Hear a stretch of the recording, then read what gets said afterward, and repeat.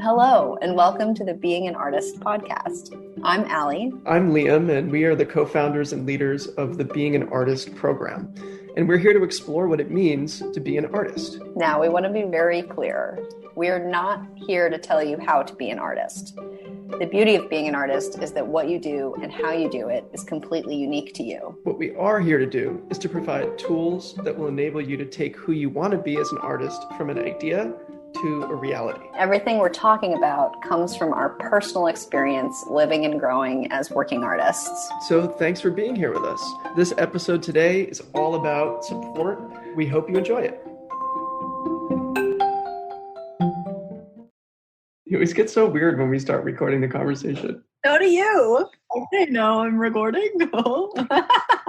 I feel like I have to announce it, like those guys that call you from the credit card company. This is Steven on a recorded line. You know what? If you really want to mess with those people, you say that you're recording the conversation too, and they bug out.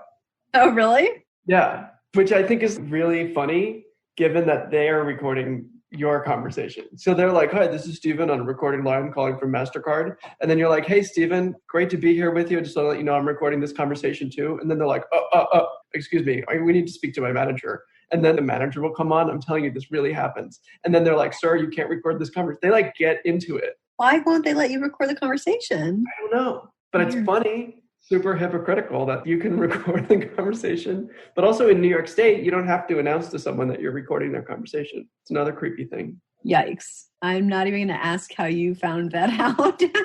Oh, dear. So last week we talked about structure. And this week we could do support. Talk about one of the three legs of our tripod.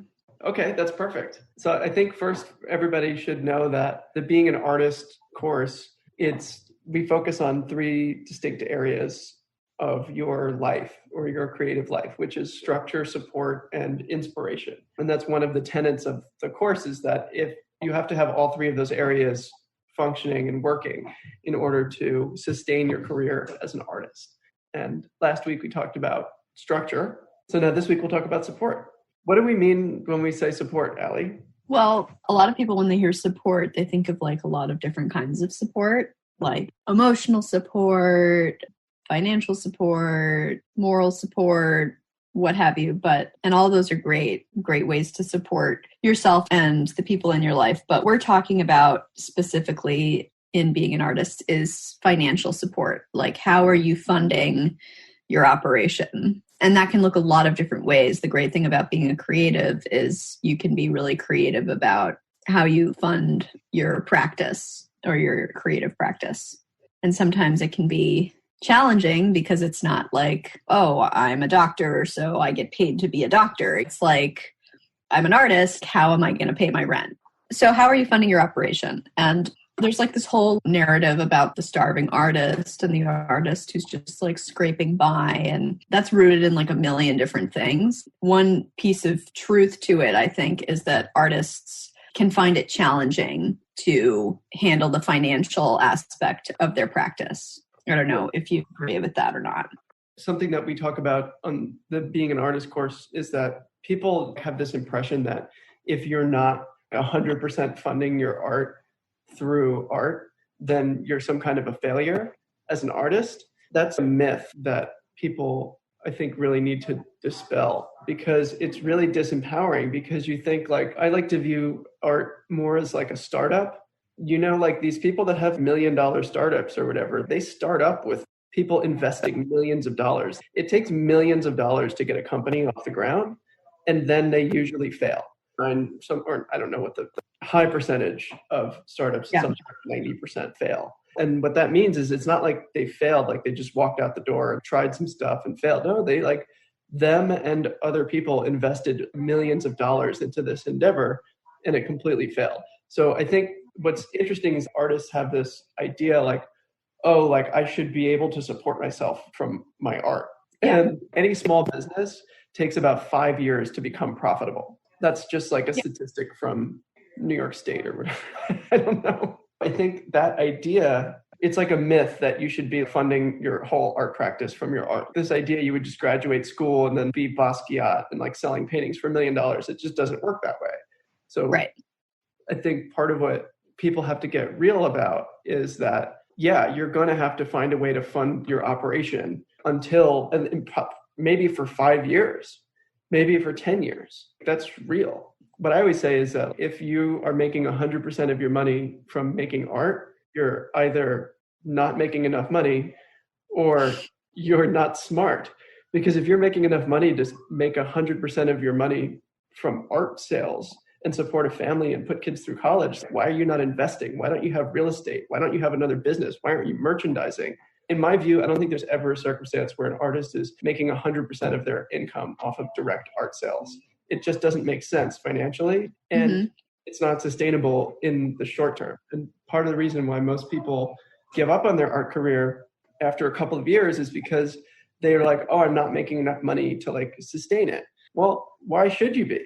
Yeah, and even in the long term, the way the art market is, if you're fortunate enough to be selling your work in blue chip galleries for like $20,000 a painting or whatever, you're hot now, but what about in 10 years? Is that momentum going to continue? And I've seen this. I have personally have people close to me who have had all this momentum, and you just sort of think it's going to last forever, and then it ends. That's not inevitable, but it definitely happens. So I just think both in the short term and the long term, it's important to get creative about the different sources of income you can create in your life to empower you and give you some peace of mind and security in terms of being an artist. When we're talking about support, that's literally all we're talking about is money. Where are you getting money from? And there's different questions. So for some people that are young or just starting out, and something else that I find is that when we choose to be an artist, and it's like a choice that we make. Maybe we made that choice when we were very, very little and we don't really recall that. And we've just always been an artist, or,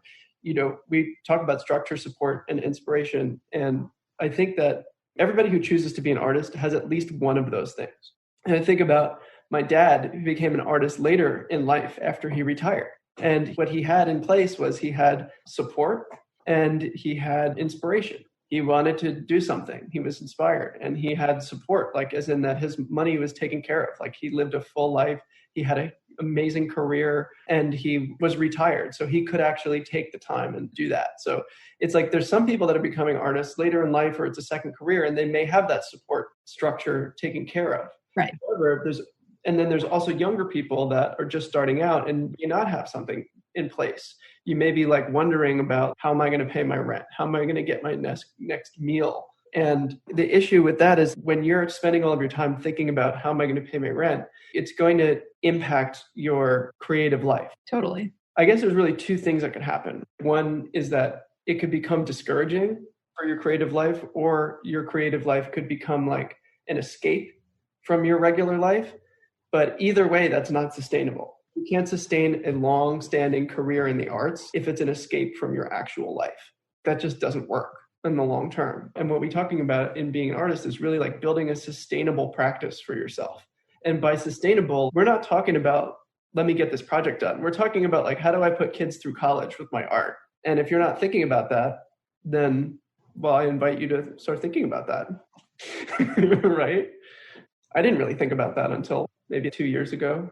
Can't say that I'm thinking about it, but it may be that if you don't want to have kids, you can think about it more in terms of like, how will your art fund your retirement, or like buying a house? And I think also your support or like your finances, we so often, especially as artists, we want to avoid it. We don't want to deal with this. Just hope like if I make something good enough, I'll get enough money that I don't have to ever worry about my finances. And finances they literally are just like a mountain with no top. If you're not dealing with your finances right now, watch out, because you're going to have to. It never goes away. If you are not trying to have a family, if you're not trying to put kids through college, what is it that you're trying to do? Are you trying to support your community? Are you trying to support your family? It never really ends. You have to, and in order to like be successful in any endeavor, you have to have the finances right. Yep. So where do you start? Well, I think you have to start wherever you are. And the first step is to, one, acknowledge that this is something that you need to deal with.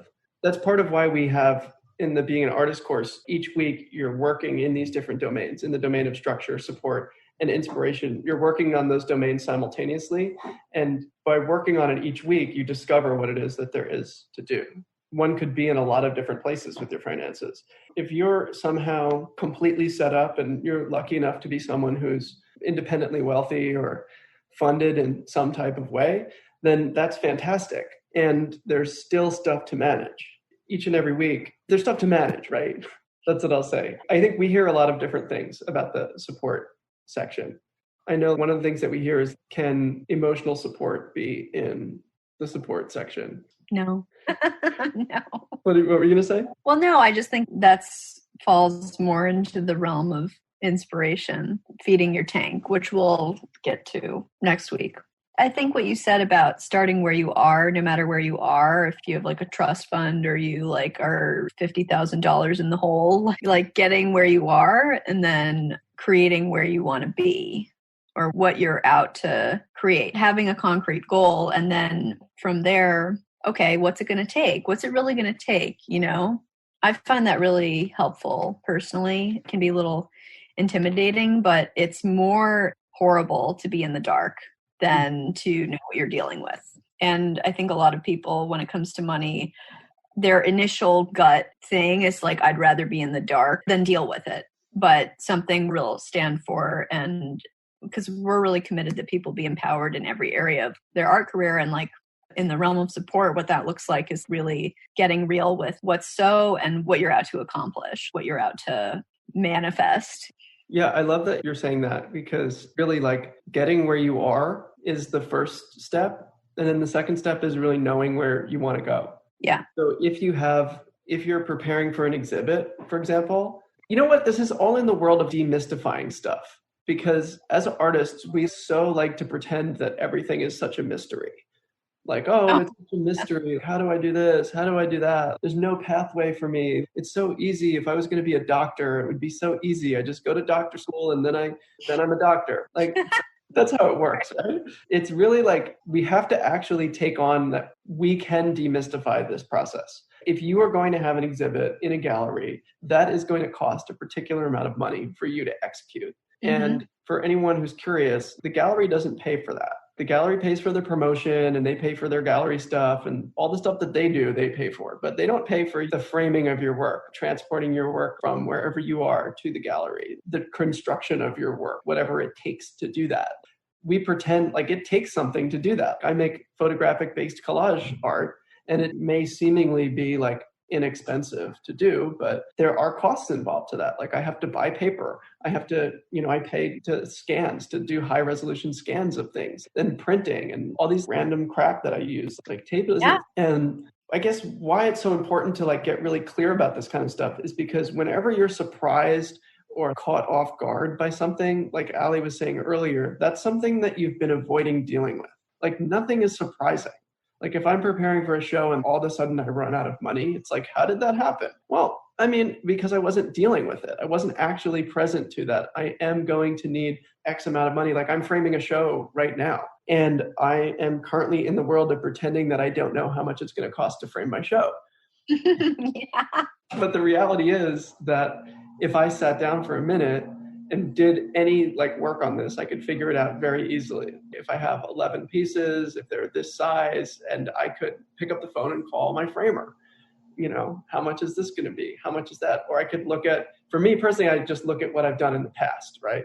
I've framed this show, it cost this, so I have to estimate. And this is what we're talking about when we're talking about support. So it means like really getting flat about what it is that you're up to, like what you're first, like where you are, what place you're in, and not being ashamed of that, because you can never really be ashamed of where you are, because that's where you are. You can't ever be anywhere else, but that's what your circumstance is. And it's personal to you.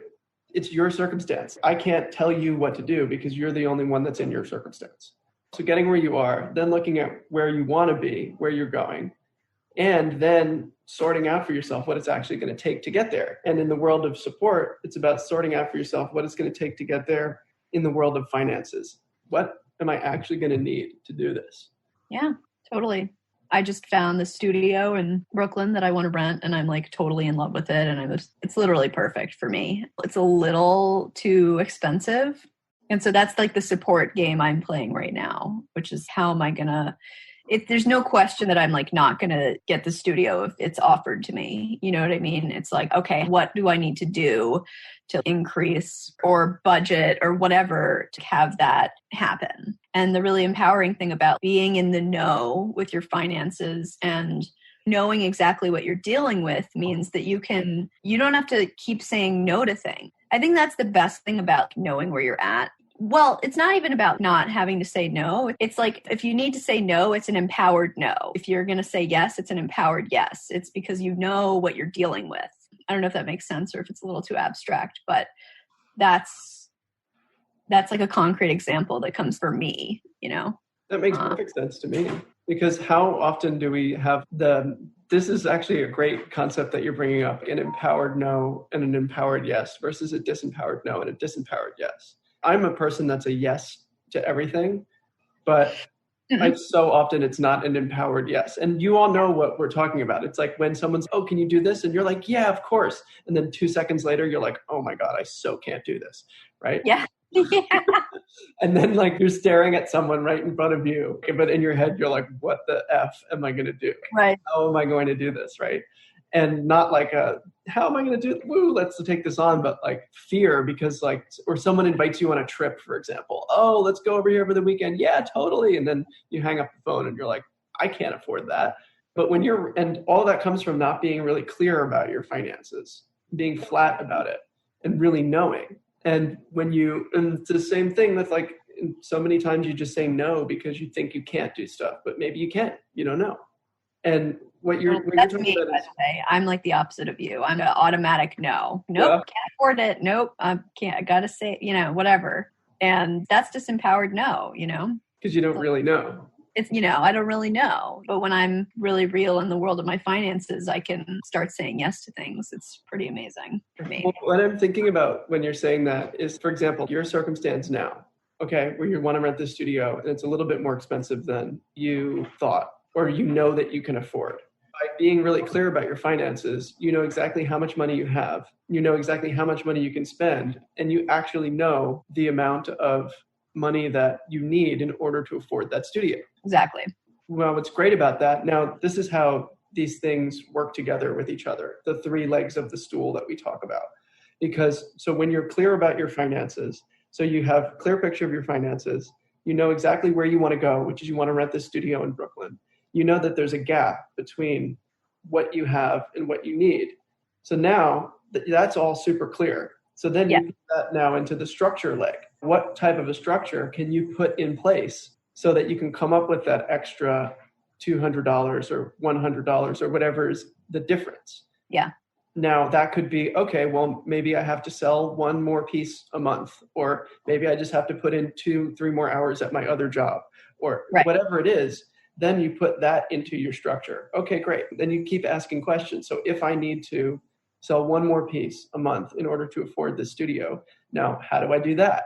Well, maybe I need to talk to X more people, or I need to do this or whatever. But do you see what happens is when you get really clear about where you're at and then really clear about where you're going, and you can start to see the difference. And in there, you can begin to create actions to create that for yourself. And that's sustainable. That's the most important part, is that is a sustainable way of operating. I have nothing to add. I think that sums it up pretty well. Yeah. I guess we could talk about what are some of the pitfalls that people run into in the support area. It's mostly avoidance, honestly. It's like, oh, I'm going to pretend that I forgot that it's all financial, and I'm going to have this be like an emotional support action item rather than what I know I really need to do. That's what comes to mind for me. I don't know. So in the world of just avoiding it. And I think that artists so often want to avoid this area. And there's something that happens with artists where I think it's not really like an individual issue, it's a collective issue, which is that there's so much mythology around artists, which we like. We like that. We like being mysterious. Oh my gosh, like how did that person wind up, how did these beautiful creations wind up hanging in this room? Oh, it's a mystery. She's just magical. Like think about how we talk about artists, how we exalt them on this mysterious and mystical pedestal. people, like how amazing that they are. It's like a mystery. Like, it's not really a mystery. You bought $40 worth of paper, you drew on it, you sent 150 emails, one of the galleries answered, that it cost you like $84 to ship the work there. And then someone else hung it up. And it's so unsexy to demystify it. It's like talking about finances. It's so much sexier to like hang out with sunglasses on and a cigarette, being like, yeah, my inspiration was like this and that. Oh, like my childhood. But by the way, like, there's nothing wrong with that mystery and like being cool. And that's part of like what we love about being artists, is that there is like this wonder, and there is a wonder and an amazing piece to like how you create your work. Like, you personally, like, how you create the beautiful like lines and everything that you create in your work, that's mysterious and beautiful enough.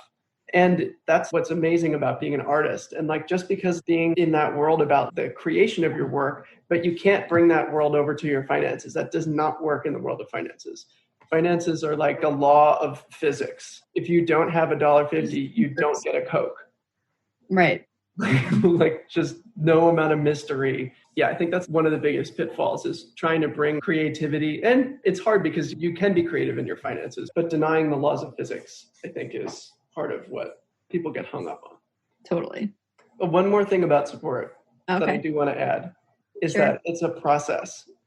Taking yourself from where you are now to where you want to be is a process. And that's part of why we also avoid dealing with finances, is because oftentimes, I remember when I was $70,000 in debt, I so did not want to deal with that, because that was going to take me years. It's not like I could have just flipped a switch and have that go away. You can't fix that in an instant. And there's things about finances. If you need to make $3,000, $4,000 to frame a show, that's a little bit daunting if you don't have that at the moment. And it can be scary, but I can tell you it's a hell of a lot scarier to need $3,000 or $4,000 to frame a show a week before the show than it is 2 months before the show. Because 2 months before the show, you can take actions. You can start to take new actions that can create that income for yourself, or that can create that happening. Or how do you make it happen? But you have to know first. That's the thing. Well, that's it. That's it. Thank you, Allie. Thanks, Liam. I guess join us next week for our inspiration. Yeah, next week we'll be talking about inspiration. And that's the final leg of our triangle. Okay, say something to like end the podcast powerfully, Allie, because I can't do it. I can't come up with anything right now. Thank you for being with us today and for your commitment to your art practice. See, that was so good. Next week, we'll be looking at how inspiration is a key to sustaining any art practice. Most people think of inspiration as something external or something that strikes when you least expect it. Spoiler alert, it doesn't have to be that way. We're going to talk about how to generate inspiration when you need it most. So tune in next week and find out more. I'm Liam. I'm Allie, and this is Being an Artist.